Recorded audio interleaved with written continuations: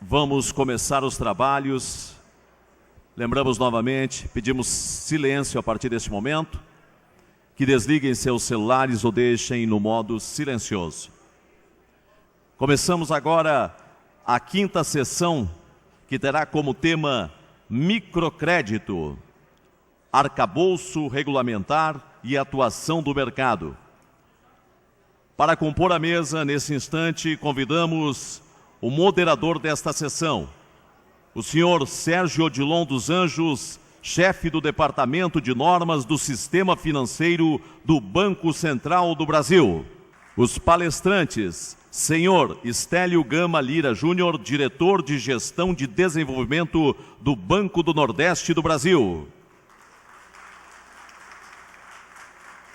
Senhor Maurício Dzedrick, secretário da Economia Solidária e Apoio à Micro e Pequena Empresa do Estado do Rio Grande do Sul.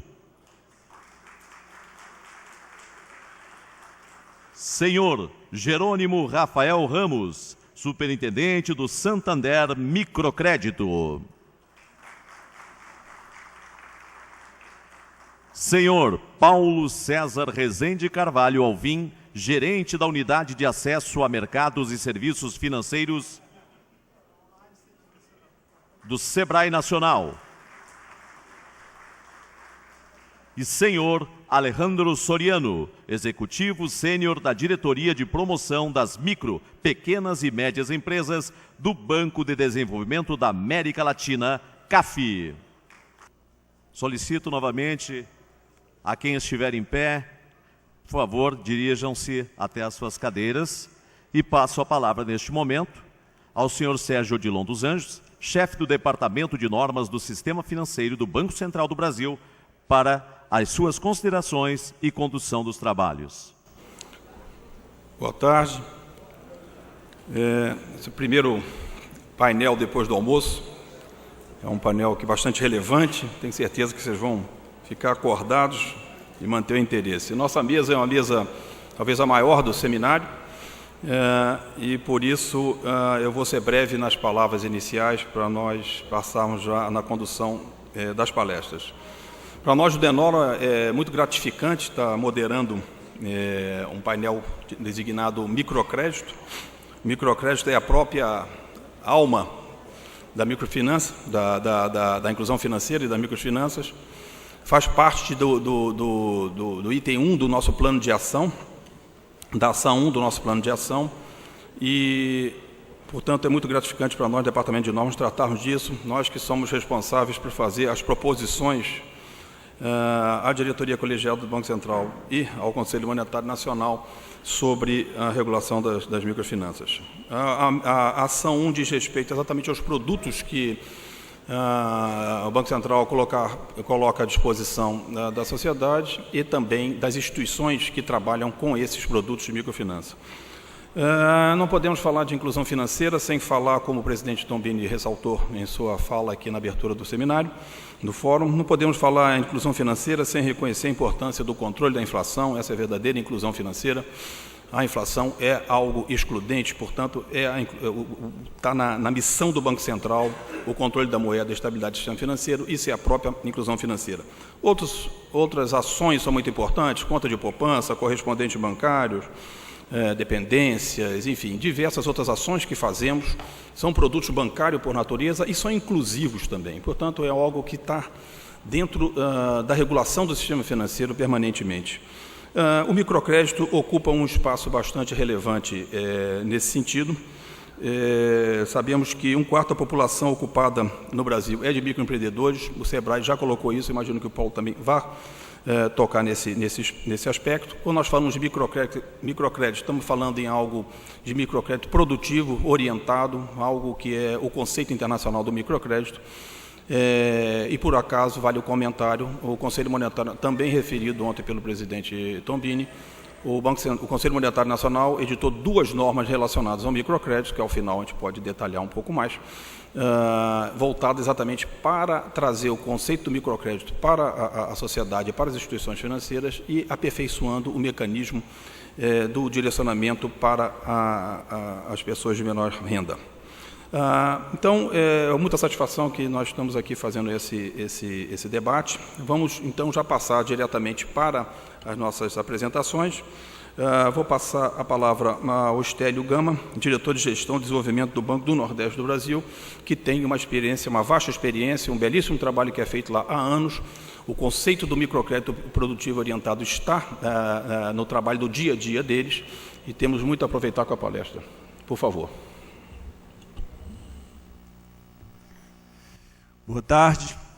Queria saudar o Sérgio, em nome de quem eu saúdo todos os companheiros da mesa, saudar a todos aqui presentes e dizer que é com grande satisfação que nós do Banco do Nordeste, que temos aí 2 grandes programas de microcrédito, de microfinanças, o AgroAmigo e o CredAmigo, está aqui para apresentar a nossa experiência.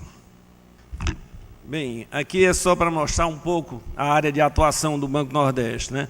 Nós estamos aí na região Nordeste, uma região que tem aí em torno de 30% da área do Brasil, mas tem alguns seus indicadores sociais não são tão bons. Você tem uma taxa de analfabetismo aí que é um pouco mais do que o dobro da taxa de analfabetismo do Brasil.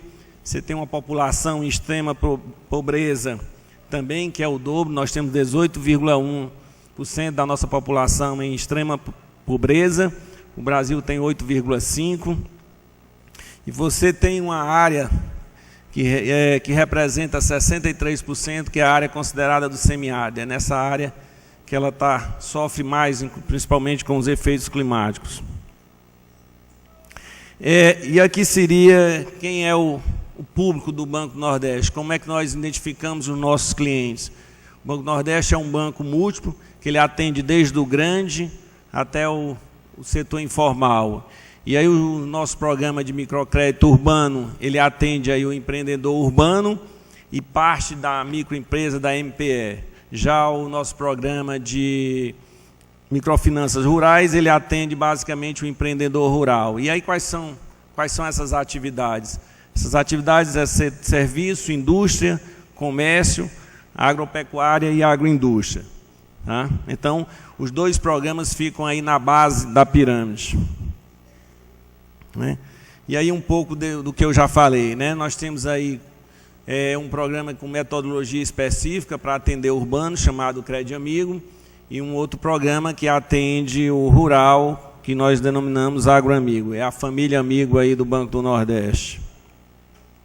E quem é que nós atendemos dentro do urbano, dentro do CredAmigo? Nós atendemos aí o conta próprio empregador, segundo a PNAD, e aí tem vários números, mas um número que você pode tirar aí da PNAD é que você teria no Brasil 18,5 milhões de pessoas e 4,6 milhões no Nordeste. No rural são pessoas que possuem a DAP do Grupo B. A DAP é um documento de aptidão que o Ministério do Desenvolvimento Agrário dá para os pronafianos. E nós atendemos o Grupo B, que tem renda bruta anual de 10 mil e até 4 módulos fiscais. Hoje, no Brasil, nós estimamos essas pessoas, esses agricultores familiares, em 2,5 milhões e no Nordeste, 2 milhões. Recentemente, nós estamos aumentando esse público. Nós não estamos mais atendendo só o Pronaf B, nós vamos estar atendendo todo o Pronaf no limite máximo de R$15 mil. Estamos expandindo a nossa metodologia, utilizando assessores de crédito para atender todo o Pronaf dentro de um limite de R$15 mil. Então é dentro desse mercado, desse público-alvo, que nós atuamos. E qual é o modelo de atuação do Banco Nordeste, né? Nosso modelo de atuação é um modelo diferenciado, é um modelo que a gente trabalha em parcerias com 2 OCIPs. Aí é o Instituto Nordeste Cidadania, é um OCIP que atende todo o Nordeste e Brasília, e o Viva Crédito, que atende no Rio. E a forma aí é de mandato, tá? Utilizando o termo de parceria. Essas OCIPs, elas não são responsáveis pelo risco de crédito. Elas operacionalizam segundo uma metodologia desenvolvida pelo banco, e o risco do crédito todo é do banco. Isso facilita a operação, já que elas trabalham na forma de mandato. Utilizamos também, no caso do urbano, um modelo de credit score, que aí ele não é só um credit score como a gente está acostumado no consumo individual. Esse credit score, esse modelo de credit score, ele considera também o risco do grupo, já que nós trabalhamos no urbano muito forte no grupo solidário. Quais são os recursos que nós utilizamos? Utilizamos aí o recurso do DIM, do Depósito Interbancário de Microcrédito. Como esse volume, mesmo captando de outros bancos, ele ainda não é suficiente para atender toda a nossa carteira, nós utilizamos também recursos do FAT para o Crédito Amigo. No caso do Pronaf, esses recursos são, no caso do Agramigo, os recursos são do Pronaf, são do Fundo Constitucional que nós temos. Dentro desse modelo de atuação, de você ter OCIPs atuando na ponta, hoje nós estamos presentes em 2.002 municípios, e aí nós estamos mais do que a região Nordeste, porque tem a operação do Rio de Janeiro, temos 177 unidades de microfinanças e 224 postos de atendimento. Hoje estamos aí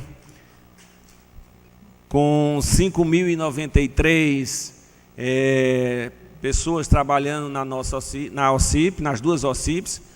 Esse volume quase todo ele é do Instituto Nordeste de Cidadania, do INEC, onde nós temos 1.336 assessores administrativos. Toda a retaguarda é feita por esse conjunto de assessores. Você tem aí 1.204 no Crédito Amigo e 132 no Agramigo. Você tem aí 633 coordenadores que estão divididos entre esses postos e essas unidades. E você tem em torno de 3.000 assessores de crédito. Esses são aqueles que estão lá na ponta oferecendo crédito. Aí você tem 2.250 no Crédito Amigo e você tem 750 no Agramigo. O INEC, na sua sede, ele conta aí com 126 pessoas para cuidar de todo essa equipe, e o Viva Cred tem 8 pessoas na sede. E qual é o tipo de crédito que nós oferecemos e em que condições, tá?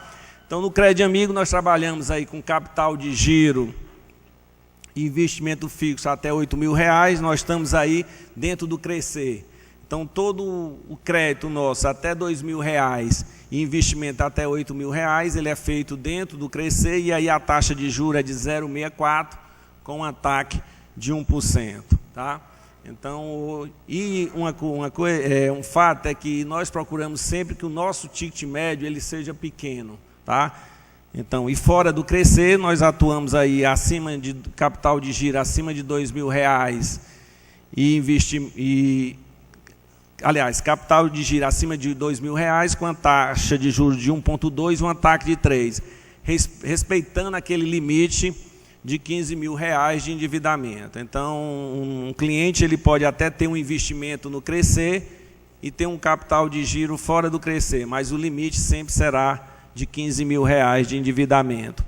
No caso do Agramigo, as taxas de juros aí é a taxa do Pronaf, que é de 0,5 ao ano, tem um bônus de 25%, prazo máximo aí de 2 anos e o valor máximo de R$15.000. Que aqui é aquele outro grupo que está fora do Pronaf B, são as demais Pronafs que podem ser atendidas aí até R$15.000. E quais são os produtos e serviços, né? Então, nós temos hoje, dentro da linha do crédito em si, tem um capital de giro, o investimento fixo. Também trabalhamos com a metodologia de Village Bank, temos aí o Crédito Amigo Comunidade, conta corrente, normal e simplificada. Todos os nossos clientes, eles possuem conta corrente, seguro de vida, também tem um seguro. Hoje nós fazemos aí, acho que o menor seguro de vida, um microseguro, dentro do conceito de microseguro. Hoje temos um seguro de vida que o prêmio custa R$25, eu acho que é o menor prêmio que existe hoje no Brasil. Tem um seguro prestamista, que cobre no caso de falecimento, e tem a orientação empresarial ambiental, que são essas cartilhas que vocês estão vendo no canto inferior direito. Além além da própria orientação financeira que o assessor passa, a gente também distribui ao longo do ano cartilhas com alguns temas específicos e fazemos 2 eventos por ano, onde convidamos os nossos clientes a participar de um evento e vai tratar especificamente de uma cartilha. Então, esses são os produtos e serviços do Crédito Amigo. No AgriAmigo, os produtos também são parecidos, né? O crédito aí é acompanhado e orientado, sem necessidade de garantias, como também é da mesma forma no Urbano, no Crédito Amigo. O crédito aqui ele já é para investimento, os créditos com recursos do Pronaf são específicos para investimento, conta corrente e poupança. Além da conta corrente agora, estamos dando um cartão de débito, estamos em uma parceria com a Visa, e todos eles, esse cartão é um cartão de débito, onde ele necessariamente não precisa ir ao banco para sacar o dinheiro. Tem os mesmos seguros que nós oferecemos para o cliente urbano, e também a educação financeira e ambiental. Aqui seriam os números do Crédito Amigo. Nós temos aí, hoje, no ano de 2012 até setembro, nós já fizemos 2 milhões de empréstimos, foram desembolsados 2,97 bilhões, num ticket médio aí de 1.480. Nós estamos fazendo, em média, 10.308 operações dias. Isso quer dizer que hoje no Nordeste tem 10 mil clientes nossos recebendo um crédito do Crédito Amigo, né? Estamos aí com a carteira ativa de 1.260.000 clientes e 1,36 bilhão. E o valor médio aí de 1.074 hoje a carteira ativa, né? Um outro fato bastante interessante em nossos programas de microfinanças é que a maioria é mulher. Então hoje nós temos 66% dos nossos clientes são mulheres. E a inadimplência do programa está aí em 1,02. E é uma inadimplência que ela vem desde 2003, ela vem sempre nessa casa aí de 1%. E quais seriam os números do AgriAmigo? Hoje nós temos aí, na microfinança rural, 754 mil clientes, um valor de a carteira aí de 1,2 bilhão, um valor médio de 2.400. No caso do Pronaf B, esse valor pode chegar no máximo a R$ 2.500, e também estamos fazendo uma média de 2.000 operações dia no rural. Essas são operações que têm um prazo maior. O nosso prazo médio aí está de 18 meses. E também 53% são mulheres. E eu acho aqui a discussão desse seminário seriam quais são os desafios para a microfinança no Brasil, né? Então nós entendemos aí que há necessidade, nós já conseguimos sair daquele conceito de crédito, de microcrédito, estamos trabalhando dentro de um conceito de microfinança, e a grande necessidade é disponibilizar produtos e serviços inovadores, né? Eu entendo que uma operação de microfinança, ela só se viabiliza se for uma operação massificada, por conta de que cada dia as taxas de juros estão caindo, as margens estão diminuindo, então vai haver uma necessidade muito grande de massificar operações, de recursos tecnológicos. A utilização de celular e mobile é fundamental. Eu não vejo essa operação de microfinanças no Brasil nos próximos 5 anos sem a utilização de celular, mas eu tenho uma ressalva aqui. Pelo que a gente vê na região Nordeste, essa operação ela terá que ser centrada em cima de SMS. Não vejo ainda a utilização de smartphones. A gente tira que muitos dos nossos clientes, nossos assessores vão visitar algumas comunidades e se ele for com o smartphone, ele vai ser roubado. Ele tem que levar um celular bem simples. Não tem jeito. Nós temos comunidades que nós temos horário para entrar e horário para sair.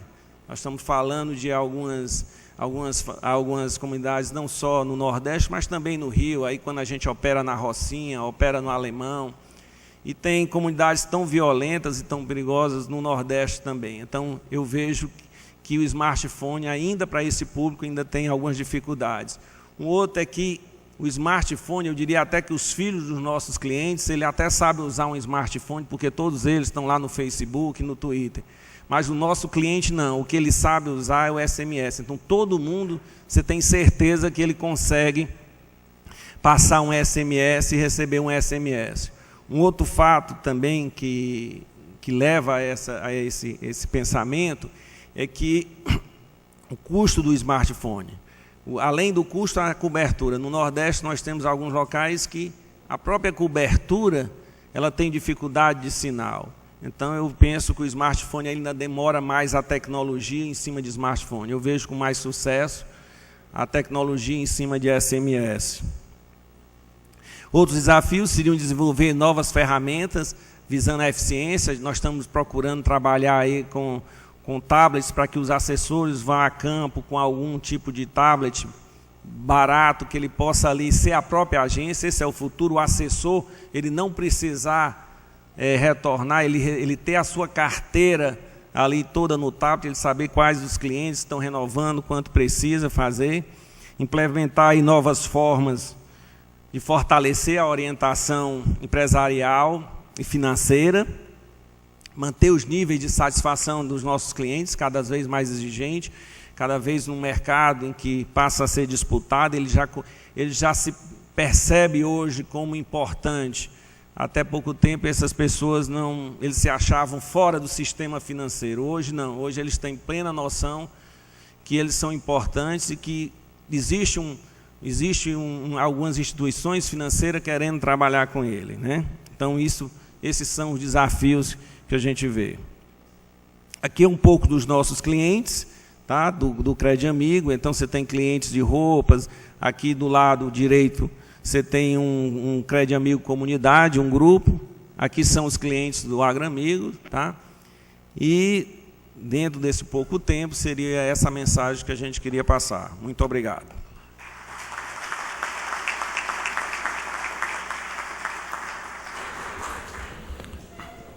Obrigado, Stélio. Apresentar os números sempre muito impressionantes e muito positivos do trabalho que vocês fazem lá no BNB. Queria passar agora a palavra para o Jerônimo Rafael Ramos, que é superintendente do programa Santander Microcrédito, que é um programa muito interessante, também mais uma experiência de uma instituição financeira voltada para o microcrédito. Eu, pessoalmente, tive a oportunidade de conhecer um dos projetos que você desenvolve, ficamos muito impressionados. Gostaria que você passasse essa experiência de vocês aí para a plateia. Jerônimo. Muito obrigado. Será que eu preciso aqui também de uma aula aqui? Sérgio, boa tarde, parabéns pelo evento. Eu acho que são esses eventos que mobilizam e criam mais espaços para o desenvolvimento do microcrédito. Como você disse muito bem, Sérgio, um microcrédito produtivo e orientado. Eu acho que é esse microcrédito que ajuda, que contribui efetivamente para o desenvolvimento do indivíduo, do seu núcleo familiar e da comunidade. Consequentemente, você está falando da construção de um país melhor. É essa a nossa crença dentro do Santander. O Brasil tem a maior taxa de empreendedorismo do mundo. Temos uma vocação para empreender. Nós tratamos dentro do Santander, do microcrédito, como um negócio, mas um negócio social. Um negócio social que promove a inclusão social, promove a inclusão financeira, educação. E nós aprendemos dentro do banco que tem duas coisas que transformam o mundo, é o crédito e a educação. Eu não posso deixar, Sérgio, de fazer uma referência a você e a sua equipe, quando você saiu de Brasília e foi ao Complexo do Alemão conhecer a nossa operação. Eu acho que o Brasil está dando sinais de que as autoridades governamentais, as autoridades econômicas estão dispostas a caminhar juntos. E nós, como entidade privada, nós estamos buscando fazer a nossa parte também. Mas caminhar juntos com você, caminhar juntos com o Banco Central, no processo de construir uma indústria de microcrédito, como o Crédito Amigo vem fazendo também aí há mais de 12 anos. E nós estamos bebendo também na sabedoria e nas águas do Crédito Amigo. Criamos o nosso modelo também. Então, nós acreditamos que o microcrédito produtivo e orientado pode efetivamente ajudar a construir um país melhor. Nós temos um grande compromisso dentro das nossas filiais, são 25 filiais, que muito mais do que uma missão, é um compromisso. Nós temos dentro das unidades nossas os agentes de crédito, que nós chamamos de agentes de transformação, que todos os dias essa missão, esse compromisso está sendo disseminado, que é ter o desejo mesmo de melhorar o fluxo dos recursos financeiros, oferecendo à população de menor renda crédito, mas acima de tudo a orientação financeira, para a realização, acima de tudo, de projetos de vida. É muito comum nós falarmos com esses empreendedores, Sérgio, e ele não fala de planejamento, ele fala de sonho, né? Então isso aumenta demais a nossa responsabilidade na realização do sonho desses empreendedores. Então o nosso compromisso é entender a vocação desse empreendedor, entender o seu sonho, para caminhar junto com ele na construção desses sonhos. Eu queria fazer apenas um registro aqui. Eu tenho uma equipe aqui da Santander Microcrédito, o Davi, o Hélio e a Vanessa, que ajuda a construir o microcrédito do Santander. Falando dos nossos números aqui, nós temos uma carteira ativa de 216 milhões de reais. Esse ano nós devemos desembolsar algo em torno de 450 milhões de reais, e a nossa adimplência, Sérgio, está na casa dos 96%. No início do ano, houve uma onda de crescimento na inadimplência, e os dados divulgados eram de que a inadimplência acima de 90 dias estava em torno de 4,7%, 4,8%. As operações de microcrédito estavam em torno de menos de 2%.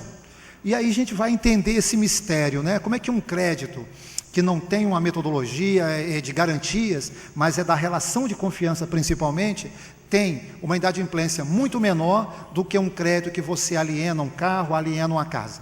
E aí nós entendemos que essa população de baixa renda, o grande patrimônio dela é o seu nome. E elas cumprem esse compromisso. Mas, acima de tudo, também porque existe uma relação de confiança com o agente de crédito. É isso que estabelece o crédito certo, a orientação financeira e, evidentemente, um grande compromisso desse empreendedor em honrar em dia os seus compromissos. Uns números macro aqui: a produção da carteira vai ter um crescimento da base de clientes de 20%, e historicamente, nos últimos 5 anos, nós estamos crescendo algo em torno de 20%.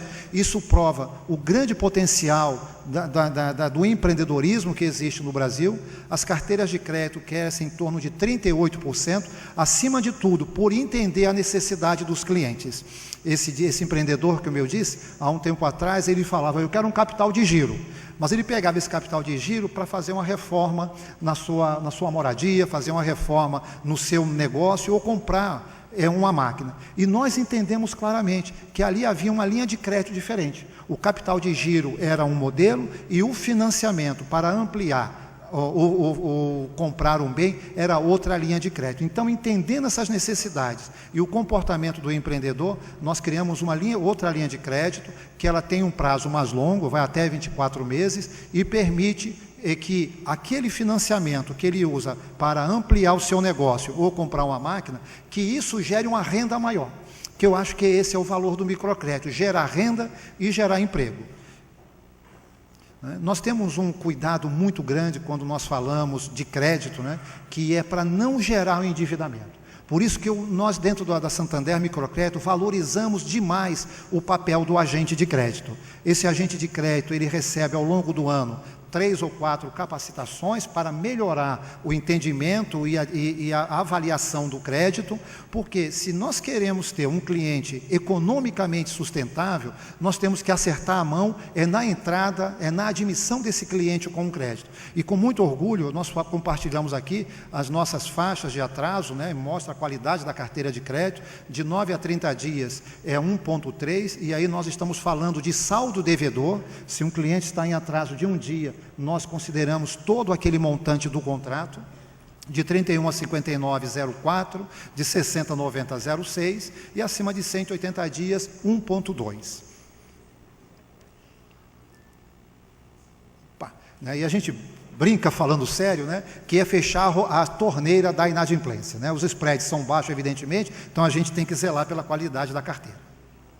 Uma linha de crescimento que mostra esse potencial que eu comentei ainda há pouco aqui, né? Nos últimos 4 anos, um crescimento da ordem de 25% a 30%, e nós temos uma visão otimista, né? De olhar o meio copo cheio e entender que nos próximos 4 anos, provavelmente esse patamar do crescimento da indústria de microcrédito, ele cresça nesse patamar. Sérgio, eu queria fazer uma observação. Nós cada vez mais entendemos, nesse grande compromisso que o Brasil está na direção da sustentabilidade, que o microcrédito se insere também nessas discussões de sustentabilidade, principalmente na sustentabilidade econômica, não é? É não gerar o endividamento. Então, esse olhar, né, do tornar o cliente sustentável econômico é que faz esse grande compromisso dentro do microcrédito, né?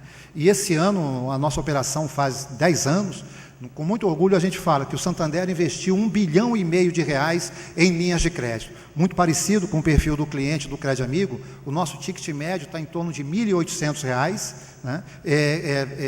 O capital de giro é um pouco mais baixo, o financiamento para investimento fixo, o ticket é um pouco maior, mas a média está em torno de R$ 1.800 por cliente. E esse montante de R$1,5 bilhão aplicados nos últimos 10 anos, né? A gente olha para trás e vê que nós fizemos muito, mas quando a gente olha para frente, Sérgio, vê que a jornada é muito mais desafiadora, e essa estrada nós estamos construindo aí muito, muito legal, né?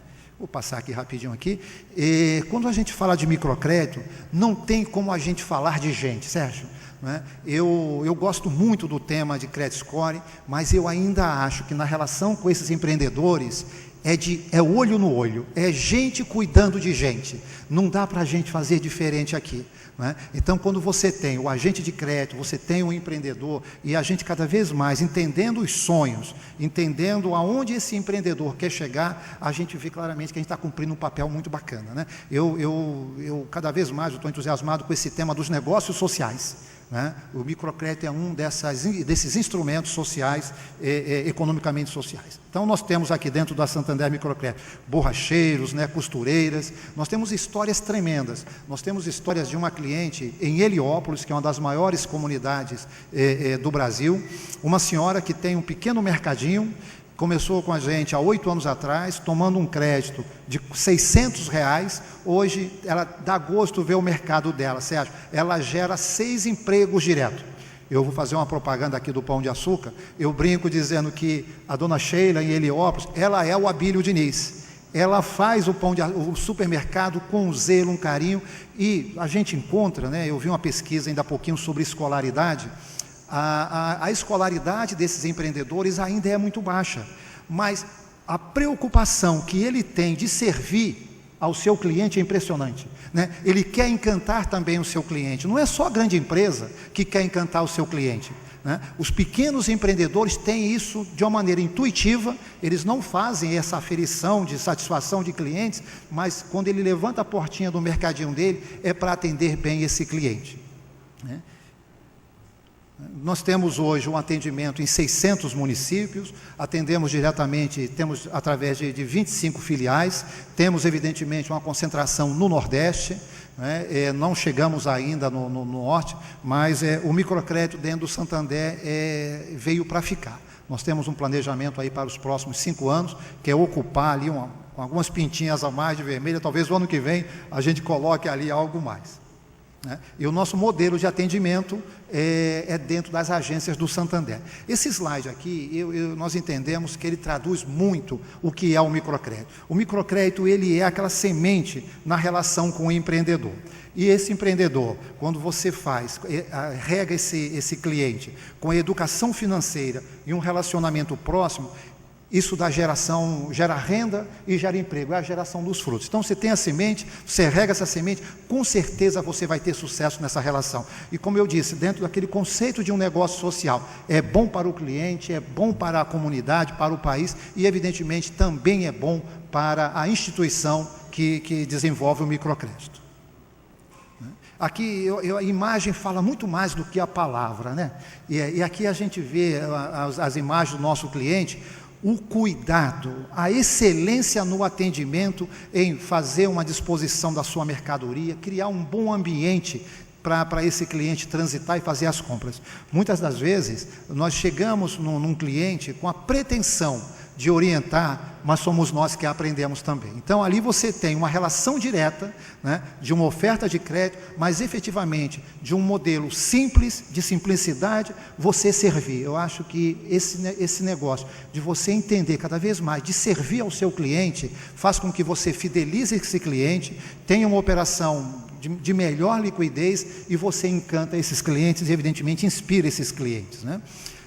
Aqui também a nossa atuação, passar um pouquinho, aqui tem mais imagens aqui de Recife, né, do Complexo do Alemão, e com muito orgulho, a nossa operação de microcrédito no Complexo do Alemão, ela se deu em 2008, né, muito antes da pacificação, né? Nós temos uma agência física dentro do Complexo do Alemão, abrimos uma segunda agência dentro da Vila Cruzeiro e nós percebemos claramente, Sérgio, a presença do banco ajuda, contribui demais no desenvolvimento da comunidade, né? Quando nós chegamos no Complexo do Alemão, nós éramos vistos assim meio arredio, né? Mas nós invertemos o modelo, ao invés do cliente vir até a agência, nós criamos uma estrutura de bater na porta desse cliente, convidar esse cliente para conhecer os produtos financeiros desse cliente e, evidentemente, permitir que esse cliente, entendendo os produtos do banco e de acordo com a necessidade dele, a gente pudesse ofertar para ele uma linha de crédito adequada ao seu perfil e, acima de tudo, a orientação financeira.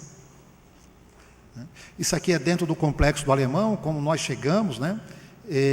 Aqui já na construção, dentro da Vila Cruzeiro, nós entendemos que nós poderíamos ampliar a presença do banco, não só fazendo negócio, mas acima de tudo, proporcionando um engajamento da comunidade com a agência. Nós criamos uma sala digital na agência da Vila Cruzeiro, que recebe alunos, recebe empreendedores para capacitação. Microcrédito também é muito de atitude. Isso aqui aconteceu, acredito também que o Stêndio tenha passado por essa experiência aqui em Barreiros, né? Depois, assim que as águas baixaram, Sérgio, essa moça, um agente de crédito, estava lá para prestar serviço, orientação para os seus clientes. Nós tínhamos 180 clientes em Barreiros e nós falamos, nós não perdemos um crédito por inadimplência, porque nós estávamos presentes ali como um casamento, né? Na alegria e na tristeza, né? Nós pegamos pelas mãos esses empreendedores, adequamos o prazo do financiamento e para alguns até nós demos um novo crédito para incentivá-lo, para que ele continuasse com a sua atividade econômica. Então, microcrédito é agente de transformação e é atitude efetivamente, né? E dentro do microcrédito, uma coisa que nós percebemos é a alegria de servir, a alegria de entender, a alegria de comemorar a realização de um sonho do outro, né? Isso bate muito forte dentro de quem opera o microcrédito, né? Isso aqui são os pilares do microcrédito, nós falamos da metodologia da política de crédito, o valor do agente de crédito e a orientação financeira.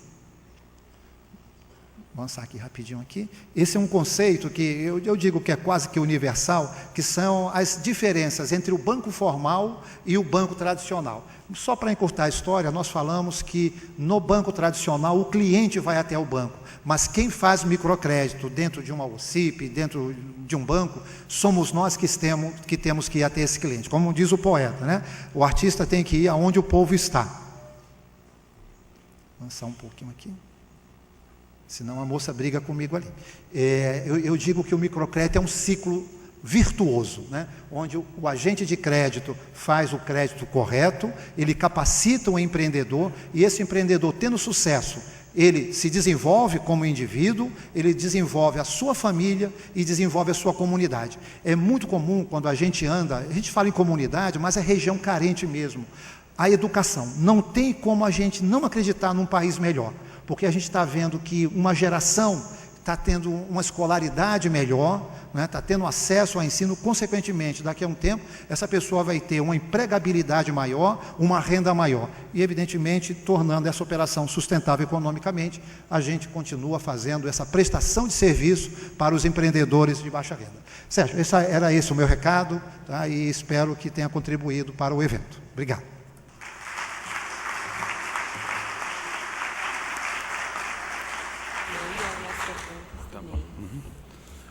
Obrigado, Jerônimo, que a apresentação é excelente, mostra aqui o papel do banco público e do banco privado na ação do microcrédito, como isso é bom, como isso é produtivo, como isso é socialmente inclusivo e é um bom negócio, é muito importante. Antes de passar a palavra para o próximo palestrante, Gostaria de destacar que a plateia pode formular perguntas, as meninas representantes estão aí pelos corredores. Por favor, se identifique e faça as perguntas aos palestrantes, que ao final nós iremos responder. Vou passar a palavra agora para o deputado Maurício Dizidric, secretário de Economia Solidária e Apoio à Micro e Pequena Empresa do Estado do Rio Grande do Sul, tem liderado um trabalho de aperfeiçoamento e consolidação da rede de microcrédito no Estado. Então, Maurício, por favor. Sérgio, deixa eu fazer a saudação aqui em nome do Governo do Estado a todos os participantes desse evento, que traz para o Rio Grande do Sul o prazer de nós termos aqui um palco da mais ilibada, da mais dinâmica possibilidade de formulação de políticas, não só de microcrédito, não só da inclusão financeira, mas, sobretudo, políticas de desenvolvimento para municípios, estados e o nosso conjunto do país. E essa razão, essa forma com que o Banco Central encontrou de materializar isso é traduzindo por meio de diálogo, de conversação, de enfrentamento de problemas e de encontro de soluções que nutrem uma nova política que há de acontecer, uma tendência mundial, com relação a esse espírito de podermos incluir efetivamente as pessoas no sistema financeiro que nós conhecemos, que nós vivemos e que nós tanto trabalhamos. Então, eu tenho certeza que todos os nossos colegas debatedores aqui têm muito a contribuir no que diz respeito à possibilidade de construirmos ferramentas que sejam eficazes, que atendam às demandas e que possam irradiar uma nova forma de pensamento coletivo para a inclusão financeira dos nossos milhares, dos nossos milhões de brasileiros e brasileiras. Então, saudando a todos, quero aqui poder apresentar um pouco dos dados da estatística, da produção que o Governo do Estado do Rio Grande do Sul encontrou na hora de materializarmos o Programa Gaúcho Microcrédito. E eu me sinto muito tranquilo, muito feliz por encontrar aqui nessa plateia muitos dos exemplos que nós colhemos ao longo desse país, ao longo dos estados, das experiências, para que nós pudéssemos desenhar um modelo do Programa Gaúcho Microcrédito. O Programa Gaúcho Microcrédito ele nasceu com uma orientação inovadora na reforma político-administrativa do Rio Grande do Sul, quando nós definimos que era preciso construir uma plataforma de desenvolvimento a partir da economia solidária, da micro e pequena empresa, e que nutrisse pessoas que até então estavam à margem do sistema financeiro, para que eles pudessem, num primeiro momento, ter irradiação econômica, ou seja, poder acessar crédito, e num segundo momento a formalização, e no terceiro momento se consolidarem como empresários e empresárias gaúchos e gaúchas aqui nas microeconomias regionais que nós temos no estado do Rio Grande do Sul. E a orientação foi muito clara, no que diz respeito a tornar essas políticas públicas o fomento à economia solidária e esse apoio à micro e pequena empresa. Referência de desenvolvimento sustentável e de valorização das pessoas e do trabalho. A definição de que o gaúcho e a gaúcha, o operador, o empresário, o informal tem, sim, que encontrar um tratamento diferenciado junto à base do governo, enquanto política pública, e junto aos sistemas que dão apoio, que dão suporte, como é o caso do Rio Grande do Sul, com o Banco do Estado do Rio Grande do Sul, nosso Banrisul. Como a nossa temática aqui acaba por percorrer o arcabouço regulamentar e atuação do mercado, eu fiz questão de colocar aqui a definição do marco legal que nós estabelecemos como política de Estado. O Rio Grande do Sul aprovou por meio de lei e por definição do governador o decreto que cria o Programa Gaúcho Microcrédito, organiza uma base de associações com prefeituras, com instituições de crédito, com cooperativas, que reúnem as qualidades e o DNA daquilo que é a ferramenta de desenvolvimento. A forma com que nós encontramos de materializar as ações do Programa Gaúcho de Microcrédito partem não só do treinamento de uma rede altamente qualificada no Rio Grande do Sul, que tem mais de 300 pontos de atendimento no nosso estado, mas também passa por incentivarmos e remunerarmos uma das redes que mais relacionamento acaba criando com o cliente, desburocratizando a forma de acesso a essa ferramenta de incentivo, de catalisação econômica e fazendo com que a participação do agente de oportunidade, como aqui no Rio Grande do Sul nós chamamos, seja de fato um colega, um sócio, um parceiro, um dinamizador de cada um dos nossos tomadores no Rio Grande do Sul. Nós, além disso, temos o Fundo de Apoio à Micro e Pequena Empresa, fundo que tem como definição, como regulação, a possibilidade de induzir o Programa Gaúcho de Microcrédito em todas as regiões do Rio Grande do Sul, serve também de fundo garantidor das nossas operações e subvenciona os custos operacionais das instituições de microcrédito. Isso é importante que nós façamos o registro, porque uma rede que precisa trabalhar, que precisa se mover e que precisa verdadeiramente ir ao encontro das pessoas, tem que ter condições para operar. E aqui no Rio Grande do Sul, a gente acabou definindo que o fundo, que é um fundo de promoção da micro e pequena empresa, que é um fundo de elevação das condições dos trabalhadores, precisa ter uma rede altamente capacitada, com estrutura, com peculiaridades, com particularidades, com um diferencial. E esse diferencial foi, no momento que nós criamos, a forma de remuneração, de apoio e patrocínio das ações do Programa Gaúcho de Microcrédito. Os conceitos são muito claros, todos nós aqui conhecemos a forma com que se trabalha o microcrédito e a avaliação de comportamento que tem ele com o seu tomador. Existe o princípio evidente, visto pelo adimplemento das obrigações aqui, da responsabilidade contratual, seguida pela continuidade nas operações e continuidade no tratamento que tem o agente de oportunidade com o nosso tomador.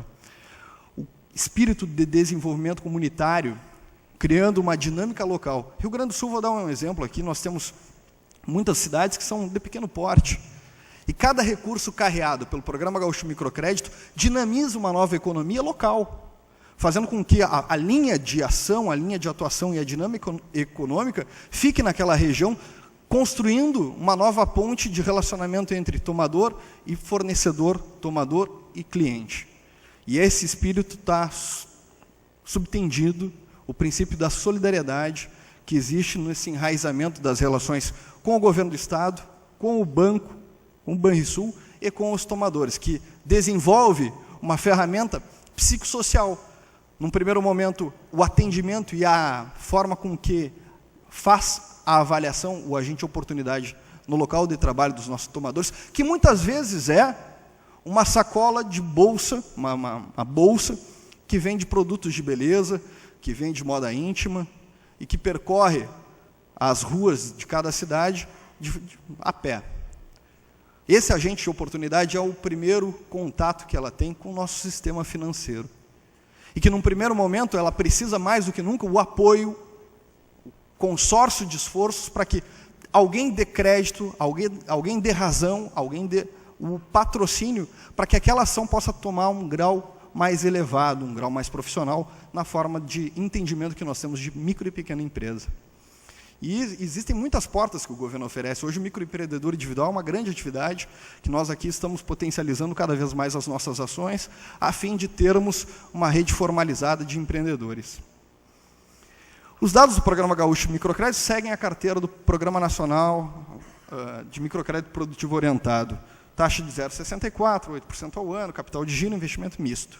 Prazo de 1 a 24 meses. E as nossas características que fizemos questão de desenvolver, elas seguem o princípio do crédito desburocratizado, rede de instituições operadoras altamente qualificadas, bem remuneradas e operativas em todas as regiões do Rio Grande do Sul, porque o microcrédito ele serve como ferramenta de catalisação da economia local. Se serve de ferramenta de catalisação da economia local, serve de política pública para o município, para o Estado e para a nação poder incentivar zonas deprimidas, poder incentivar zonas que precisam de um tratamento diferenciado da economia, como nós vamos narrar aqui, e criar o pertencimento do tomador de crédito com um programa que incentiva, que patrocina e que valoriza os nossos tomadores.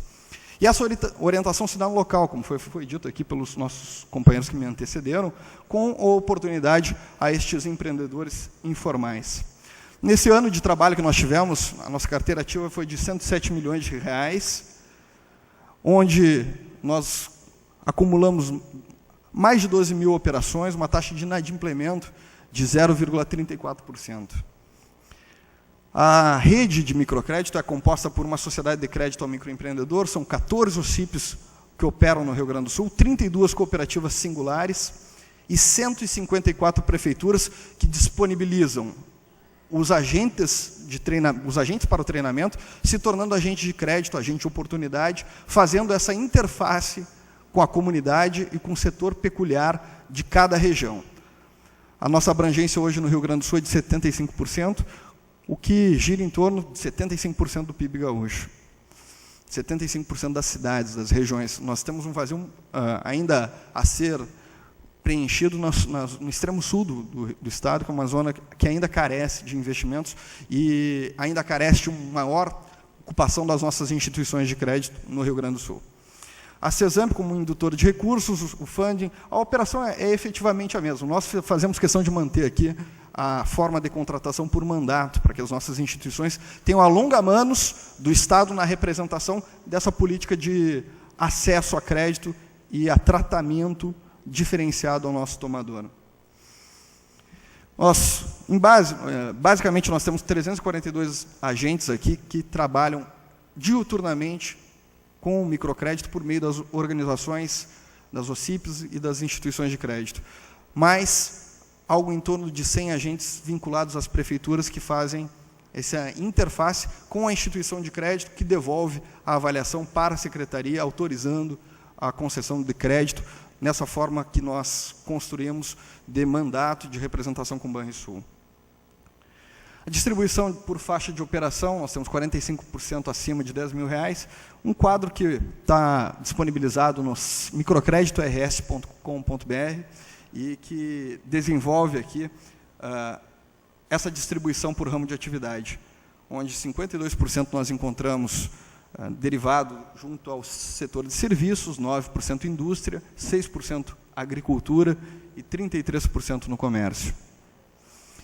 Distribuição pela finalidade de crédito, nós vemos um alto investimento, majoritariamente sobre o capital de giro, que é uma necessidade daqueles que já têm uma organização maior e é quem é basicamente nosso cliente primário, e também 12% em investimento.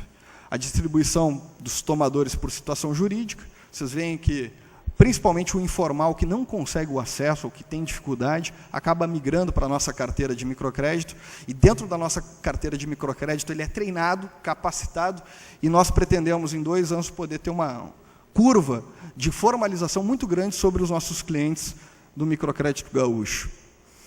Agora, esse é um dado que eu queria, essa apresentação é uma apresentação que eu fiz questão de guardar uma tela aqui para mostrar aos senhores e às senhoras a realidade daquilo que pode se transformar o microcrédito como uma política pública de desenvolvimento econômico.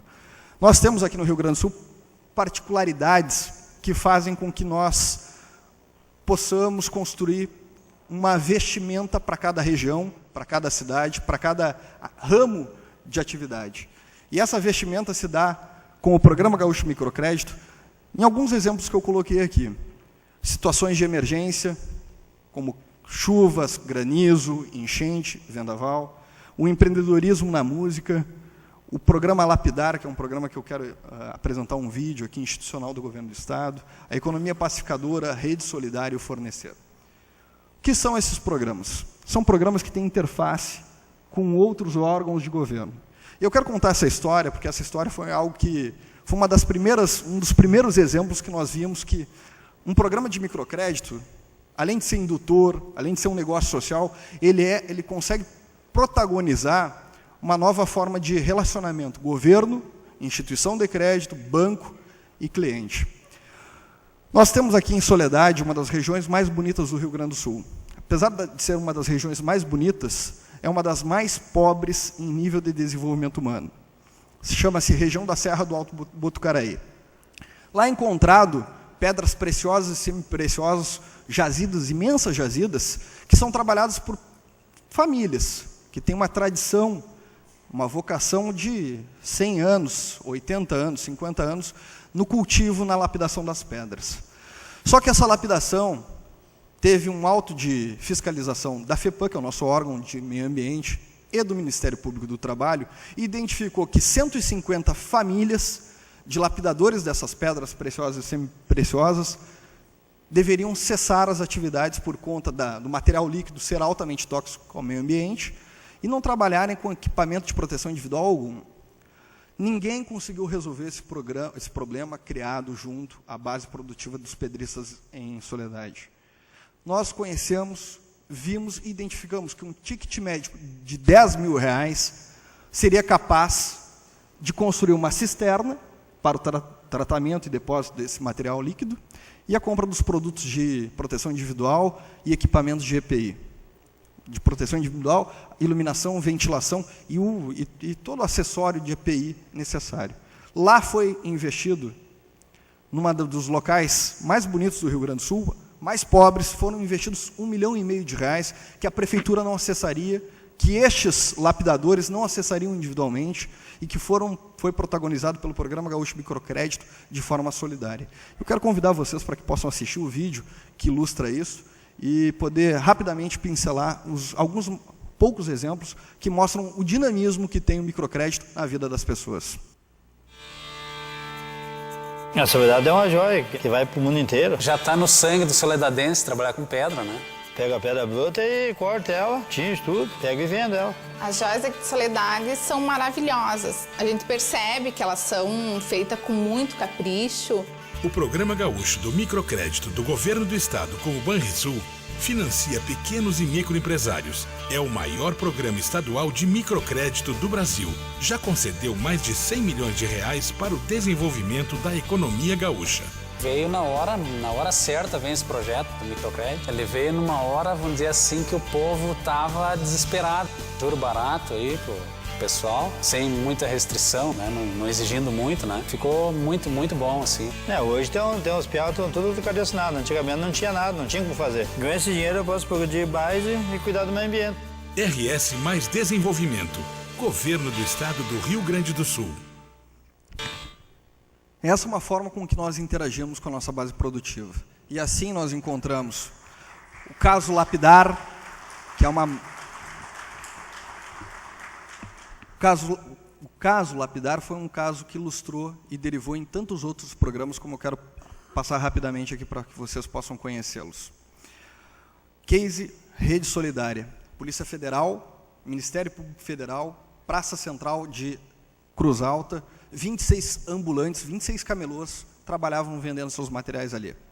Principalmente nas vésperas dos feriados, das festas, das datas comemorativas, Polícia Federal, Receita Federal e Ministério Público iam lá e apreendiam as mercadorias. A praça é da cidade, não é dos 26 ambulantes.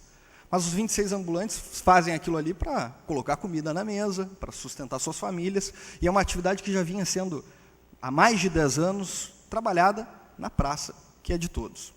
Nós reunimos eles porque, por ordem de um termo de ajustamento de conduta com o Ministério Público, eles deveriam sair em 3 meses da praça onde estavam. Mas em 3 meses vão fazer o quê? Individualmente, a maioria deles tinha um problema de positivação em órgãos como Serasa, SPC, não conseguiam crédito. Mas reunindo esses 26 e trabalhando de forma cooperativa, nós encontramos que com R$400 mil, eles seriam capazes de comprar esse terreno que vocês veem na foto e dar de garantia para o Banrisul para aquisição de um financiamento que, com o terreno, poderiam construir o primeiro shopping popular de compras no centro de Cruz Alta, uma cidade aqui do interior do Rio Grande do Sul. E hoje existe isso, uma realidade, onde de uma lona preta, de uma banca que devia ter 2 metros quadrados de venda, em pleno centro da cidade, eles passaram a ter condições de projetar uma loja para cada um desses 26 ambulantes, de algo em torno de 12, 15 metros quadrados, com climatização, com uma bela referência no centro da cidade, e tornaram-se, assim, emancipados da condição que estavam, seguros da atividade empresarial e formalizados com o Rio Grande do Sul, com R$400 mil. Então, é outro exemplo que eu faço questão de priorizar pela importância que tem na base produtiva destes camelôs e da cidade de Cruz Alta. As situações de emergência, recentemente eu tive com o governador Tarso, Porto Xavier, Porto Lucena, Santo Cristo, onde nós encontramos lá chuva de granizo. E vocês sabem que o recurso federal disponibilizado muitas vezes demora para chegar na base produtiva. As pessoas precisam trabalhar, precisam trocar a telha que está quebrada, precisam recuperar o estoque, precisam buscar limpar o próprio terreno para continuar sua atividade, que é a atividade produtiva. Dessa forma, em 3 dias nós liberamos R$500 mil nesses municípios para troca desse material, porque se trata, sim, de uma atividade produtiva, restabelecer a capacidade produtiva. E assim encontramos uma ferramenta de catalisação do Programa Gaúcho Microcrédito. São fotos com uma van que nós temos aqui, que faz o trabalho no campo, com os agentes treinados, identificando os nossos tomadores. Nesse caso da ventania, no caso do destelhamento das propriedades empresariais. Para maiores informações, eu deixo aqui o site da cesamp.rs.gov.br, nós temos o site microcreditors.com.br, e eu quero fazer também aqui um pedido e uma definição, dada a importância desse palco. Nós, aqui no Rio Grande do Sul, definimos microcrédito como uma política de desenvolvimento e catalisação social. Nós, aqui, somos parte de governo e temos o nosso banco. Eu queria poder contar e entrar nessa grande causa, nessa grande militância que tem a organização político-administrativa do governo federal e, juntos aqui, podermos pleitear a criação de uma secretaria, de um Ministério da Micro e Pequena Empresa, que trabalhe o órgão operativo, que olhe para a base territorial do país e identifique que política pública precisa ser desenvolvida com patrocínio do governo, com apoio das instituições financeiras, derivando assim uma nova economia a acontecer no Rio Grande do Sul. Obrigado. No país.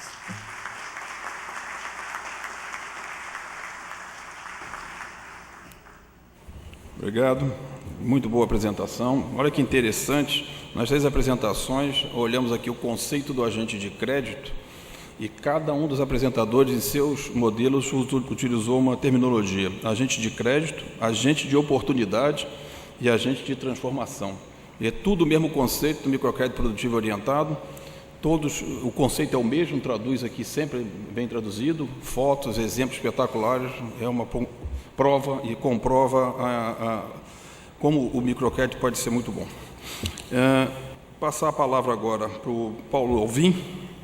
Paulo Alvim é parceiro antigo nosso nos fóruns e em seminários.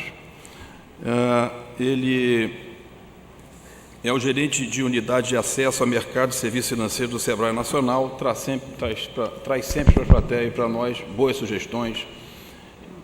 Por favor, Paulo. Obrigado, Sérgio. Primeiro, agradecer por mais essa oportunidade da parceria Sebrae Banco Central.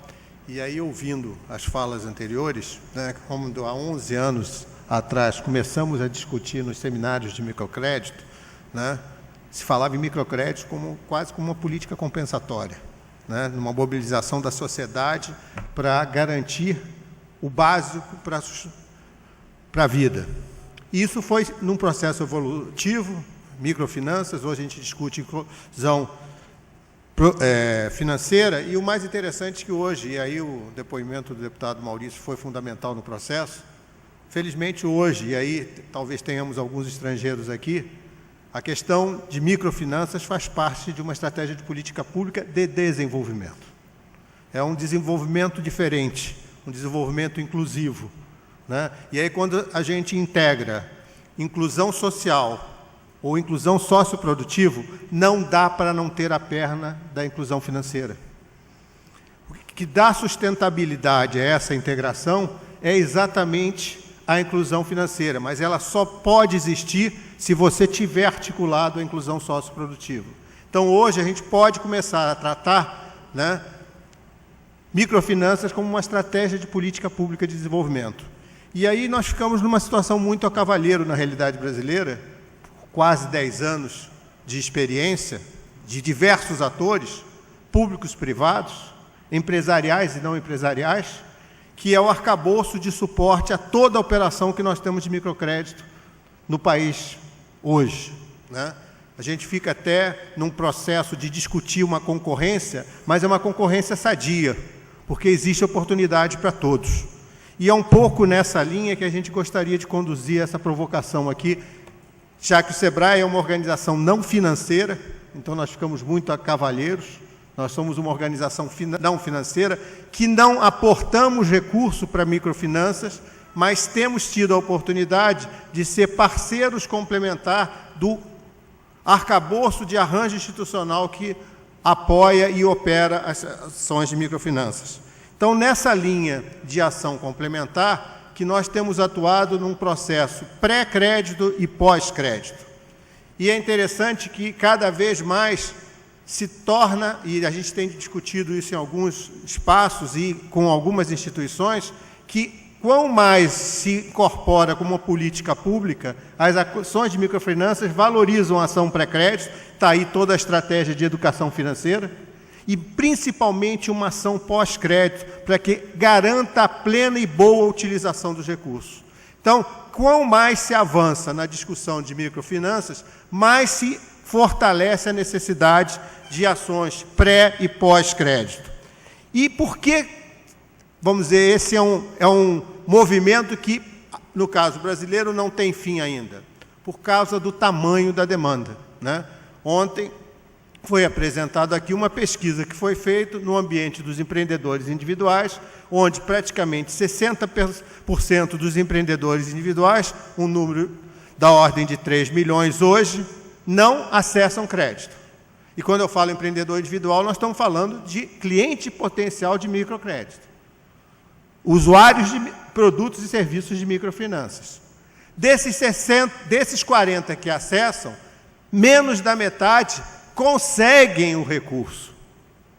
Então, nós estamos falando de uma demanda reprimida e, além de reprimida, uma demanda que tende a crescer. Porque na hora que eu formalizo a economia, na hora que eu incorporo atores que conseguem atuar no mercado de uma forma mais regular, mais demanda por microcrédito produtivo ele vai ter. E isso cria o círculo virtuoso, né? O ciclo virtuoso passa na hora que eu incorporo empreendedores regularizados que conseguem cumprir a sua cidadania empresarial, que conseguem cumprir o seu papel de ativador da economia no seu ambiente de atuação, no seu estado e no país como um todo. Então, essa lógica do papel da microfinança como estabilizador, como ativador e acelerador do processo em determinados territórios, em determinadas áreas das regiões metropolitanas, são fundamentais para se buscar um desenvolvimento inclusivo, um desenvolvimento diferenciado. Os números, né? A gente no Sistema Sebrae tem trabalhado nesses números. Hoje nós trabalhamos com um universo potencial de clientela de microfinanças em torno de 11 a 12 milhões de empreendedores formais, se eu considero os empreendedores urbanos e os rurais. Isso é um tamanho muito significativo quando a gente olha que público vem sendo atendido pelos diversos sistemas, bancos públicos, bancos privados, né? Bancos, sociedades de microcrédito, as OCIPs, ou seja, todo o arcabouço, o arranjo institucional que hoje atende, não chega a 20% dessa população. E quando a gente percebe, num horizonte muito curto, porque a gente acredita que isso ocorrerá num horizonte muito curto, de 4, 6 anos, que esse número tende a dobrar, né? Nós temos que estar preparados para atender essa expectativa. E aí surgem os primeiros desafios. Como é que eu incorporo? Porque eu não posso pensar em outra forma de atender esse público que não seja pelas práticas de microfinanças. Como é que eu incorporo, de uma forma competente, tecnologia social de atendimento com as tecnologias de informação e comunicação que foi objeto do nosso primeiro painel de ontem? Como é que eu integro isso sem comprometer segurança, sem incremento de custo para o tomador final? Como é que eu amplio mecanismos de relacionamento, que é a base, né, de toda a atuação de microfinanças? Como é que eu incorporo mecanismos de finanças de proximidade como uma grande estratégia de fazer o microcrédito e a microfinança chegar a esse público-alvo? Ou seja, temos alguns desafios tecnológicos, temos desafios conceituais que são fundamentais para que a gente dê um salto de ordem de grandeza de público atendido pelos mecanismos de microfinanças. Aí nós estamos começando a falar de inclusão produtiva vinculado a um movimento de microcrédito produtivo. O que nós, no Sistema Sebrae, temos feito nessa perspectiva? Nossa ação está muito vocacionada em orientação, difusão de informação, capacitação, consultoria e algumas situações, serviços complementares de garantia. Todo esse arcabouço vem sendo colocado à disposição de um conjunto de entes parceiros, né, que atuam no setor de crédito e microfinanças para pequenos negócios. É um processo que vem se ampliando, e aí a gente fica muito a cavalheiro, porque das instituições aqui sentadas, todas são parceiras, mas a grande maioria dos que estão sentados na plateia, felizmente a gente contém também parceria com o Sistema Sebrae, só que esse é um processo de concertação que exige cada vez mais novos parceiros e a construção de novas formas de atendimento. Porque nós estamos falando de ampliação de clientela, ou seja, estamos falando de quantidade, nós estamos falando de diversificação e heterogeneidade de clientela, porque quando eu falo, por exemplo, um trabalho na favela do Alemão, né, e nós também estamos lá, é completamente diferente de mesmo uma região pacificada aqui em Porto Alegre. Quando a gente está falando de uma região de periferia em São Paulo, é diferente de uma região de periferia em Curitiba. E quando a gente começa a trabalhar as 27 realidades, e aqui hoje foi colocado pelo pessoal de cooperativa, de cooperativismo de crédito, o desafio de levar cooperativismo de crédito para as regiões norte e nordeste, essas diversidades se ampliam. Então, o desafio da heterogeneidade, que exige a adequabilidade de produtos e serviços de microfinanças a cada realidade, é algo que é muito específico da realidade brasileira. Então, o desafio de fazer microfinanças como uma estratégia de inclusão financeira, todos concordamos, e aqui estamos numa reunião de convencidos, da importância, da necessidade e da urgência, mas fazer não é fácil. E isso exige uma grande concertação, uma grande convergência de iniciativas, porque precisamos trocar as nossas boas práticas, setor público, setor privado, precisamos otimizar os recursos para ter ganhos e, com isso, conseguir escala. E, principalmente, uma busca continuada de um resultado maior de compromisso com o desenvolvimento. E, para finalizar, porque eu acho que eu já estou chegando no meu tempo, eu queria reforçar algo que a gente tem discutido muito, está ali a Elvira, né, que é a questão que não dá para fazer inclusão financeira, não dá para praticar bem microfinanças se a gente não potencializar o esforço da educação, né, financeira. A questão da educação financeira, que nós no Sebrae, eu particularmente uso muito a figura de fazer o empreendedor deixar de pensar o bolso como caixa, mas que passa por um processo de evolução que vai das noções mais básicas da educação financeira, passando por práticas de controle, gestão, né, por práticas de planejamento, até se discutir a questão da saúde financeira, onde a microfinanças tem esse papel fundamental de integrar desde o acesso ao crédito, aos outros serviços de microfinanças, mas inclusive a poupança como ativador da economia local. Então, eu queria reforçar essa questão do papel da educação financeira quando a gente quer avançar na discussão de microfinança e na sustentabilidade dos mecanismos de microfinanças. E, para isso, nós precisamos construir, nós no Sistema Sebrae temos nos batido muito, que quando a gente discute inclusão financeira, a gente tem que ter uma agenda de competitividade, de estimular a competição entre os diversos atores, mas uma competição sadia, em benefício da clientela, e uma agenda de inovação que incorpore de forma rápida e diversificada novos produtos e serviços de microfinanças. Obrigado.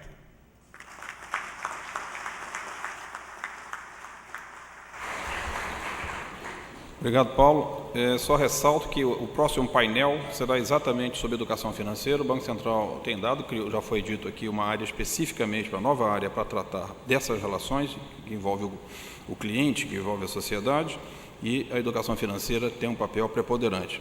Educação financeira que a gente vê por dois prismas. Um é este que nós temos que educar a população. O outro é o que está sendo dito aqui, que é o agente de crédito, que é a instituição financeira educada.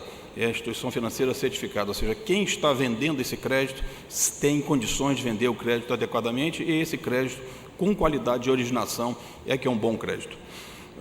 Vamos passar a palavra agora para o Alejandro Soriano, que é executivo sênior da Diretoria de Promoção das Micro, Pequenas e Médias Empresas do Banco de Desenvolvimento da América Latina, nosso também patrocinador do evento. Muito obrigado. Boa tarde a todos.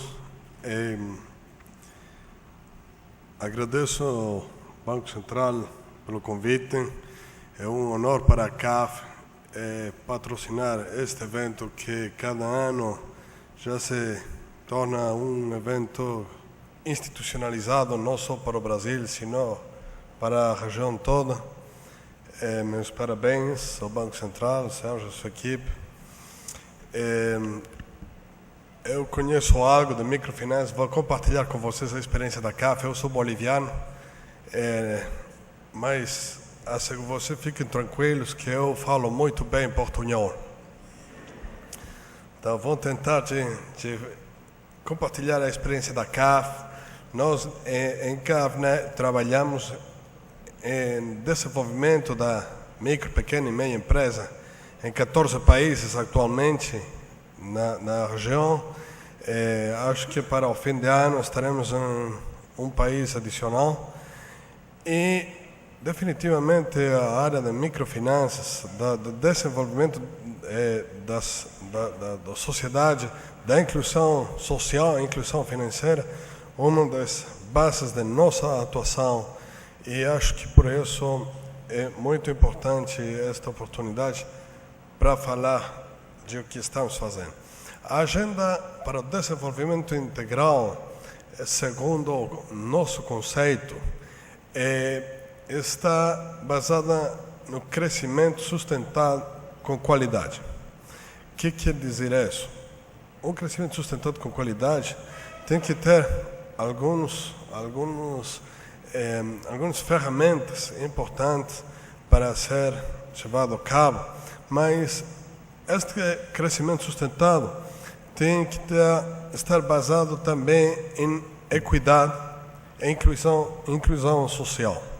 Esse é um dos elementos que, infelizmente, a América Latina e o Caribe é o continente com o maior índice de desigualdade no mundo inteiro. 20 anos atrás, estávamos ainda melhor que a África.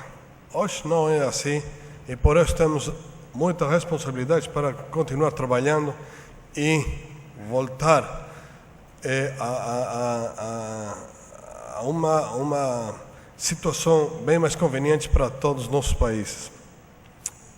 A eficiência microeconômica e a estabilidade macroeconômica são dos elementos onde tanto o setor público como o setor privado interatuam e as instituições de fomento, de desenvolvimento, como a CAF, são as assessores para tentar apoiar este desenvolvimento para gerar o crescimento do qual eu falei. E também tudo isto relacionado com o equilíbrio ambiental, que hoje é um dos grandes problemas e que por isso hoje estamos tendo uma série de fenômenos climatológicos que põem a risco a produtividade dos países e a vida mesma das pessoas. Para isso, as ferramentas que a CAF coloca à disposição são investimentos em todas as formas de capital. Capital humano, capital financeiro, capital físico, direta e indiretamente através do setor público e setor privado, procurando sempre a transformação produtiva. Esse é um dos elementos fundamentais para a CAF, é a transformação que dê um valor agregado às atividades que a gente tem normalmente. Inserção internacional inteligente. O que quer dizer isso? Inserção internacional é que hoje a globalização, que trouxe muitos benefícios, mas também muitas ameaças, tem que ser um ponte direto ao desenvolvimento social de nossos países. A inserção internacional procura esse propósito. A qualidade institucional. Todas essas essas equidades, inclusão social, estabilidades de qual eu falei, têm que ser levadas a cabo em base a instituições de qualidade, instituições públicas, instituições privadas. Na América Latina, felizmente não mais no Brasil, mas na América Latina, na maioria dos países, até hoje, fazemos confusões nos termos de microcrédito e microfinanças. Há muitos países, repito, não é o caso brasileiro, felizmente, mas há muitos países que falam de microfinanças quando não há microfinanças nesses mercados. Quando são instituições que dão microcrédito. E lá é importante de falar desses dois termos porque ambos são formas e estágios distintos de inclusão financeira, de inclusão social. O microcrédito é um crédito gerador de renda, que é fundamental para o desenvolvimento das pessoas, das famílias, dos núcleos familiares, como falou meu colega da palestra, antes que eu fale. É muito importante e evidentemente que o microcrédito é necessário, é importante para dar a possibilidade às pessoas de ter uma atividade produtiva e ter uma situação econômica melhor. É uma forma inicial, básica, de inclusão financeira e social. Mas as microfinanças é bem mais amplo que isso. O Paulo falando agora da importância que tem as poupanças. Nós fizemos alguns estudos e com o CGAP do Banco Mundial também tem uns bons estudos, onde se vê que as poupanças são, em alguns países, ainda mais importantes que os créditos para o setor, a base da pirâmide. Isso é muito importante ter presente, porque se só somos uma instituição de monoproduto, é muito difícil a evolução dessa instituição e dos mercados que essa instituição está atendendo. Os microseguros, 10 anos atrás, quando falamos dos microseguros, era utópico, é uma coisa louca, não? Que ninguém acreditava nos microseguros. Hoje, todas as instituições de microfinanças na América Latina, a grande maioria, têm uma carteira de microseguros feita por elas mesmas ou em alianças estratégicas com as empresas de seguros. É muito importante começar a falar disso. As micropensões. Hoje falamos de que as pensões são só para aqueles que aportam, os fundos de pensões públicos e privados vão para aqueles que estiveram trabalhando nas instituições públicas e privadas, mas para o microempreendedor não há um sistema de pensões. Na CAF estamos começando com uns projetos na Centro-América e no México, com os fundos de pensões que desenhem, junto ao sistema microfinanceiro, esquemas que sejam para os microempreendedores, para as microempresas, para os beneficiários, trabalhadores dessas empresas. É muito importante que as micropensões sejam parte da vida das microfinanças. A banca móvel, corresponsáveis não bancários. Há muitas figuras, outros serviços financeiros. O conceito de microfinanças tem que ser desenvolvido. Aqui a gente falava que o Brasil já os termos estão mais ou menos esclarecidos, mas o desenvolvimento das microfinanças, se bem se fizeram muitos avanços, ainda queda muito mais por fazer. É muito relevante ter em conta isso. Para isso, uma vez que as pessoas tenham a possibilidade de contar com todos os produtos e serviços, terão uma maior e melhor educação, melhor habitação, saúde, em geral, uma maior equidade, melhor qualidade de vida. que tem que fazer as instituições internamente para se desenvolver. Eu vou dar só algumas ideias, há muitas outras com certeza, mas só vou mencionar algumas delas. Mas a institucionalidade, eu falava no primeiro slide, a importância das instituições.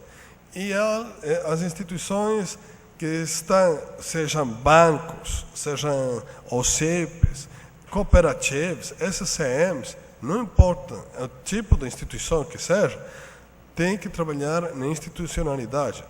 E para isso também tem que trabalhar em desenvolver produtos e serviços. A inovação é provavelmente a chave do êxito nestes mercados cada vez mais competidos. O grau de penetração, novos clientes, novos mercados, falava meu colega do Banco do Nordeste, Estélio, do setor urbano, setor rural, temos que gerar elementos ou políticas de desenvolvimento para atender os dois setores. A governança corporativa. A governança corporativa é fundamental e para a CAF é um dos elementos críticos para aprovar novas operações. A governança corporativa é a forma de governar uma instituição sem que haja conflitos de interesse, que gere transparência nos processos e que gere confiança aos investidores e aos financiadores. O fortalecimento tecnológico. A melhor tecnologia haverá maior eficiência. É fundamental. As instituições têm que ter um foco tecnológico. Com maior eficiência, chegam a mais pessoas, novos mercados, uma pulverização do crédito que gera impacto. Estamos falando de um país que tem, não sei, perto de 300 milhões de habitantes, 200 milhões de habitantes. 200 milhões de habitantes. Quantos deles têm um microcrédito? Com certeza é insignificante o número ainda. A classificação de risco. As instituições têm que ser classificadas com alguma agência de classificação de risco. Isso é parte da transparência, parte de procurar melhores práticas, melhores processos. O desempenho social é fundamental, que o resultado versus o foco social tenha um equilíbrio. Estas instituições de microfinanças têm que estar muito bem focadas nos resultados, mas também bem focadas no impacto social. Se perde uma delas e se foca mais nos resultados, vai perder a missão. A missão de desenvolver a base da pirâmide, de fazer inclusão social, de gerar esse tipo de riqueza, vai se perder. E se foca mais no aspecto social e não na parte financeira, não vão ser sustentáveis. Ao nível externo, que é importante fazer para consolidar e desenvolver o mercado das microfinanças? O fortalecimento das redes. Aqui no Brasil há redes que são muito importantes, que têm cada vez mais força e estão cada vez melhor organizadas. Mas é importante que ainda sejam, compartilhem informação, que haja mais atitude de colaboração entre as redes.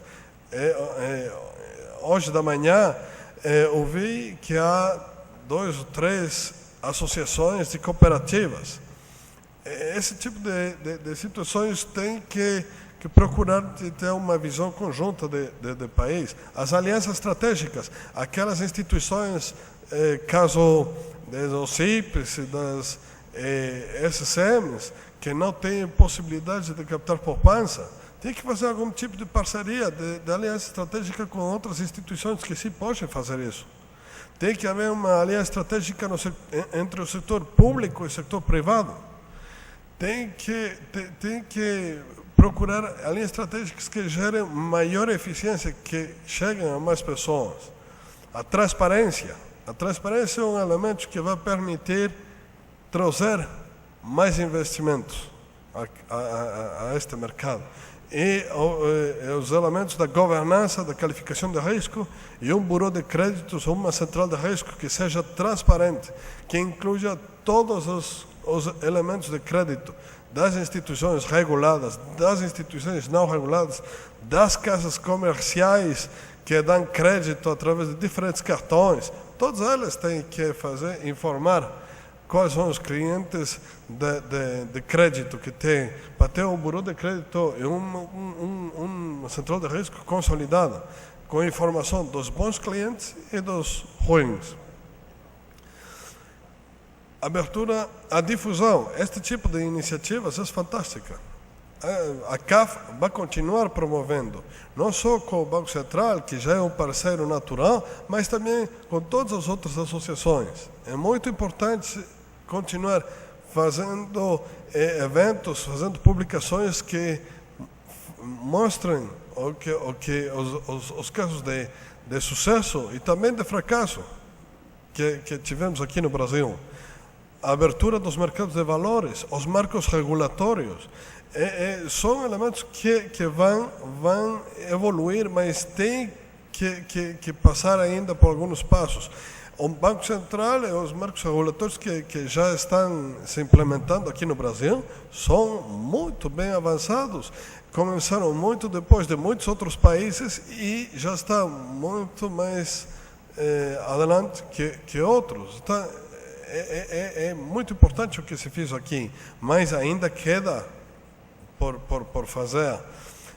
Tudo isto são algumas ideias que eu deixo para vocês, mas isso com um mercado mais consolidado, mais desenvolvido, mais maduro, onde as microfinanças que gerem inclusão financeira e social e todos os produtos e serviços sejam contemplados, e para isso, se é preciso a transformação de instituições, os CIPs, os SCMs, é uma figura regulada que permita ter tudo isso, a CAF vai apoiar esse processo, mas temos que ter foco de que as instituições têm que ter a capacidade para oferecer todos os produtos e serviços se queremos chegar a mais população, ter mais penetração, entrar ao setor público e privado e ter um impacto que convide aos investidores e aos financiadores a entrar no Brasil de uma forma mais decidida e com um apoio muito mais grande. Muito obrigado. Bom, obrigado, Alejandro. Muito boa apresentação, como sempre. Demonstra a efetividade aqui do microcrédito. Todas as nossas apresentações aqui sempre vão na mesma direção. Tem uma pergunta aqui interessante. Ela foi feita pela Vera Rita Ferreira. Ela é dirigida, na rigor, a todos. Eu leio aqui a pergunta. Pensando além do microcrédito, que já tem ótimas iniciativas no país, como vem a possibilidade de incentivo à micropoupança? Já há experiências nessa direção? Se sim, como funciona? Eu diria que, assim, no conceito, todos que falaram mais ou menos disso, né? É algo que é um desejo de todos, é você crescer pelo investimento, né? Não necessariamente crescer pelo consumo. Mas o que vocês falaram aqui é que eu me arrisco a antecipar um pouquinho a resposta, mas o que você vê aqui é algo que você incentiva esse investimento, começando pequeno, você, no final das contas, está fazendo isso. Mas passaria aqui para quem quiser fazer um comentário a respeito dessa pergunta, que eu achei bastante interessante. Tá obrigado. Agora, só um segundo. No caso do Crédito AgriAmigo, todas as contas correntes são contas de poupança, e essa poupança é uma modalidade que você tem de poupança diária, em que aquele recurso é rentabilizado. Então, na realidade, quando a gente informa que nossos clientes têm uma conta corrente, na realidade eles têm uma conta de poupança. Então, hoje nós já trabalhamos com essa poupança, com essa ideia de micropoupança. Eu acho que passa, sim, esse grande guarda-chuva da educação financeira, passa, sim, por incentivar a poupança. A gente tem que entender o ciclo de vida desse empreendedor, desse indivíduo. Eu acho que quando você entende o ciclo de vida desse empreendedor, você oferta para ele um serviço de acordo com a necessidade dele. Eu vou ampliar um pouquinho essa provocação. O modelo de microcrédito é de caminhar juntos. O modelo de fazer o microcrédito é de frequentar a casa do empreendedor, o negócio, né, o ambiente onde ele desenvolve a sua atividade econômica. E ali também se tem oportunidade de você falar da educação dos filhos, de saúde, como já foi colocado aqui, né? Então, nós podemos potencializar a atuação desse agente de transformação, de agente de crédito, esse agente de oportunidade, mas num raio abrangente dentro do núcleo familiar. Eu acho que todo esse processo faz parte da oferta e do relacionamento de servir a esses empreendedores. Bom, temos diversas perguntas e temos 10 minutos. Vamos ver se nós conseguimos vencê-las. Aqui uma dirigida ao Alejandro. Quais indicadores de desempenho social são os melhores para avaliar os resultados do microcrédito? Faz 2 semanas ou 3 semanas, no fórum do BID, no fórum Foromic, tivemos umas exposições sobre indicadores de desempenho social. E alguns dos palestrantes falaram que são tão diversos os indicadores de desempenho social que não há uma regra ou alguns indicadores que sejam homogêneos. Em CAF, nós temos alguns que utilizamos das empresas consultoras que fazem isto, que é MicroRate, Planet Rating, Microfinança Rating, algumas delas, pegamos delas e são indicadores que mostram a evolução dentro das instituições de microfinança, a evolução que teve, o impacto que teve um crédito e o nível de poupança dentro da família, o nível de escolaridade, a qualidade da vivenda, a qualidade da saúde, os acessos que podem ter, tanto de seguros como de saúde em geral, são alguns indicadores que ainda estamos elaborando, né? Mas vocês podem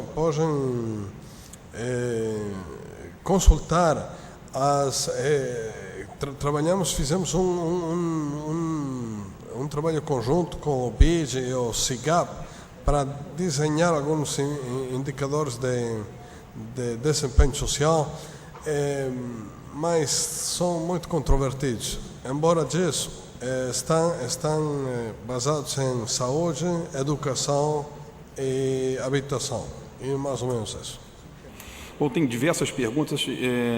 Eu queria falar um pouquinho, talvez, das normas que foram editadas, que foram aprovadas, mas eu queria passar uma aqui que eu achei interessante, as demais nós podemos depois conversar. E eu acho que eu dirigiria primeiro para você, porque é da experiência do BNB, mas eu acho que o Jerônimo e o Maurício poderiam comentar rapidamente, se possível. A pergunta é: o exemplo maior do microcrédito no Brasil é o do BNB, associado a uma OCIP.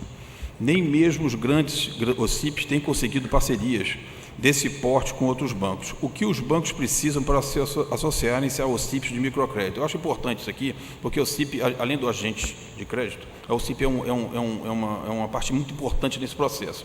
Então, acho que os 3 aqui poderiam comentar, pelo menos os outros, claro, estão livres para fazer comentários, mas acho que eles têm muita experiência a passar nesse sentido. Por favor. No caso, hoje já no caso dos bancos públicos, existe um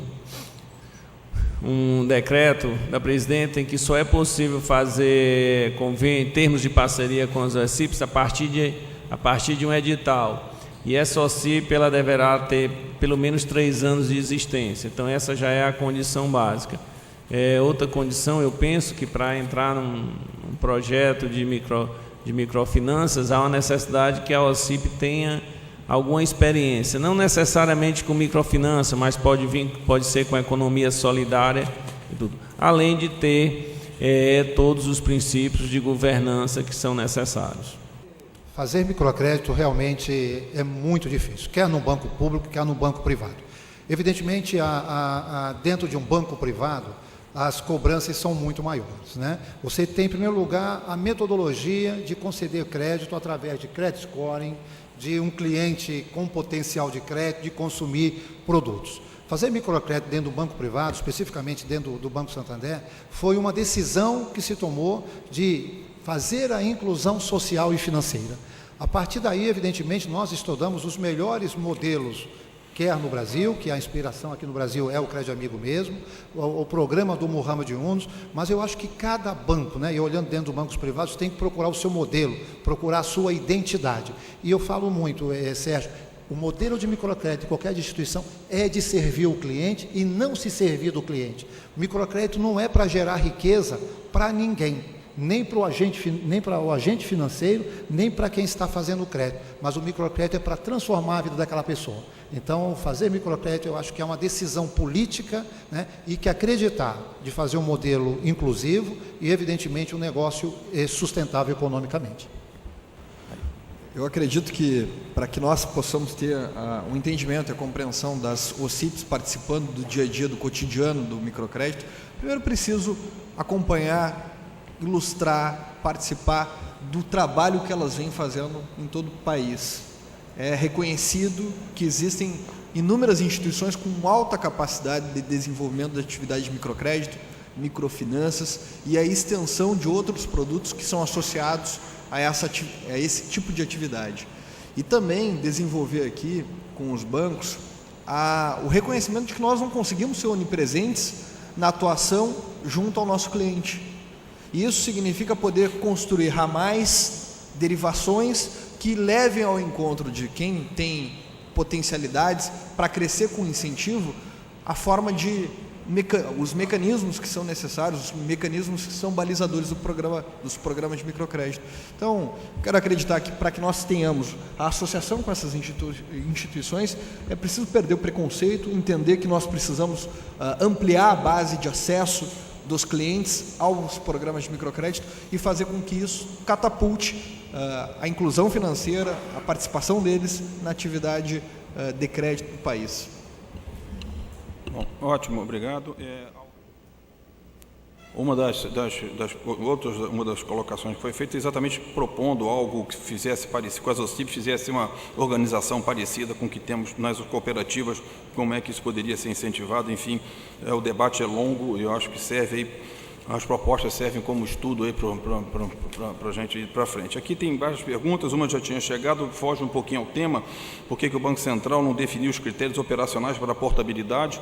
Acho que não temos muito a ver, enfim, a gente poderia, o Alfredo Góes, estou aqui à disposição depois para conversarmos sobre portabilidade, é um tema interessantíssimo, mas eu gostaria de deixar esse tema para debater mais nesse fórum específico.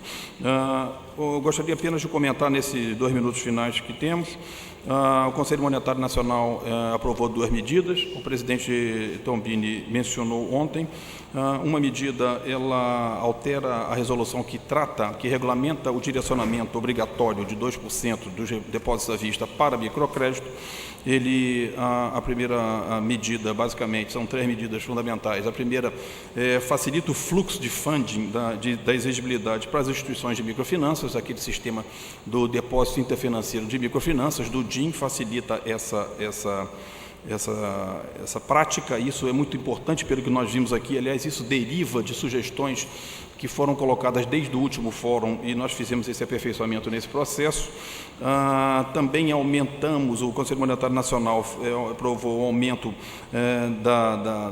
do endividamento do sujeito de 20, né, da operação de 20 para 40 mil reais, e também a classificação, como que a instituição financeira tem que considerar ela como atendido a necessidade de recursos que ela tem que deixar no Banco Central para operações mais curtas, agora as com inadimplência mais curtas.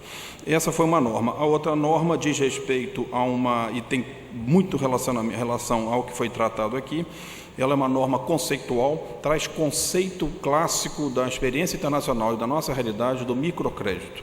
Então, nós definimos o que é microcrédito e montamos que não é uma norma mandatória, é uma norma conceitual, mas é uma norma que traz a mensagem do microcrédito para o sistema financeiro.